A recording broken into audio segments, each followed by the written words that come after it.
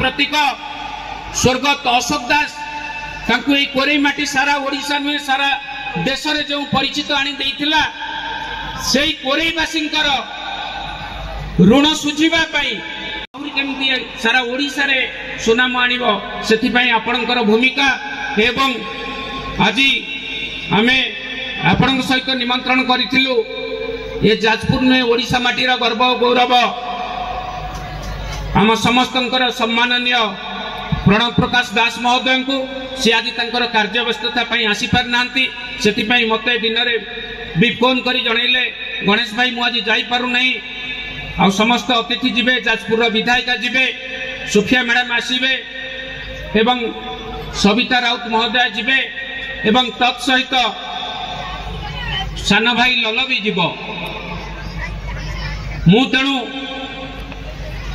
ये गोटे कथा आपण मान पाखे कही रखुची आज सारा कोरेई रे आमर स्वर्गत नेता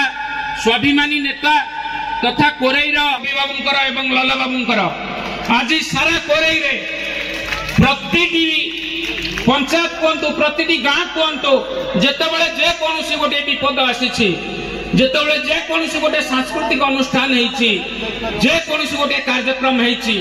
दिन राति समान करी सी आम सहित सामिल होती ये कोरेईवासी सुख दुख रे सब बेले दिन राति 24 घंटा एकाकार करी सी आम सहित आज भागी होउछंती ये होउछि गोटे नेता नुहे जड़े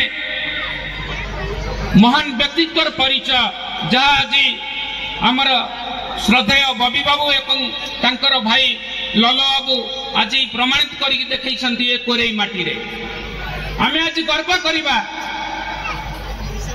एवं तांकु प्रभु दधिबामनक पाखरे मो प्रणति करूछि तांकु एई भली शक्ति दियंतु तांकु सुस्थ निरामय रखंतु आगामी दिन रे खाली कोरेई नुहे ओडिशार सेवा करिया पई से जो समर्पित मनोभाव तांकु आउरी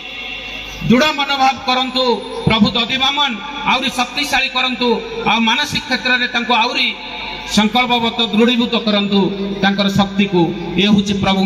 प्रार्थना मु अधिक समय नेबी नाही मु वर्तमान निवेदन करी आम गहन रे उपस्थित आम अंचल युव समाजसेवी तथा ये अनुष्ठान जड़े सक्रिय सदस्य भाव में श्रद्धेय सौम्य बाबू को तांकर संक्षिप्त वक्तव्य रखापी